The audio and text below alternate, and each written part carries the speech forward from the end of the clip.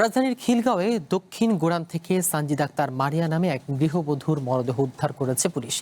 লালমাটিয়া মহিলা কলেজের শিক্ষার্থী ছিলেন তিনি। এই ঘটনায় তার স্বামী সাইফুল ইসলামকে আটক করেছে পুলিশ। শুক্রবার রাতে দক্ষিণ গোরান এলাকার বাসা থেকে সানজিদার মরদেহ উদ্ধার করা হয়। নিহতের ভাই জানান, রাতে ফোনে না পেয়ে গোরানে গিয়ে মারিয়াকে মেঝেতে পড়ে থাকতে দেখেন তারা।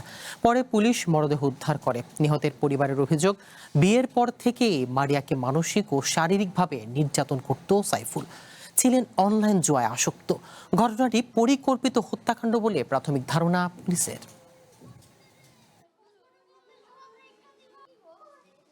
মোবাইলে খেলাটা নিয়ে ওই যে জুয়া খেলে বেলে মোবাইলে কেমনে ওইটা নিয়ে মাঝে মাঝে ঝগড়া করতো, মাঝে মাঝে ঝগড়া করতো। কিন্তু আমি শুনতাম, এক রুমেই ছিলাম, মায়া খাটে থাকতো, আমি নিচে শুইতাম। আমার মেয়ের উপরে অনেক জিদ খাটাইতো। তখন জামাই মানুষ দিকে তারপরও কিছু বলিনি, যে ওরাই মিটটা যাইব। কিন্তু আমার মেয়ে ভিতরে অনেক কিছু গোপন রাখছে।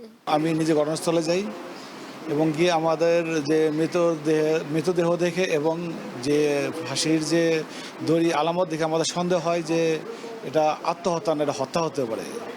আমরা সেই হত্যার রহস্য উদ্ঘাটনের চেষ্টা করতেছি এবং লাস্ট পোস্টমর্টমের জন্য ঢাকা মেডিকেল কলেজে প্রেরণ করা হয়েছে। ইনশাআল্লাহ আমরা খুব দ্রুতই রহস্য উদ্ঘাটন করতে পারবো।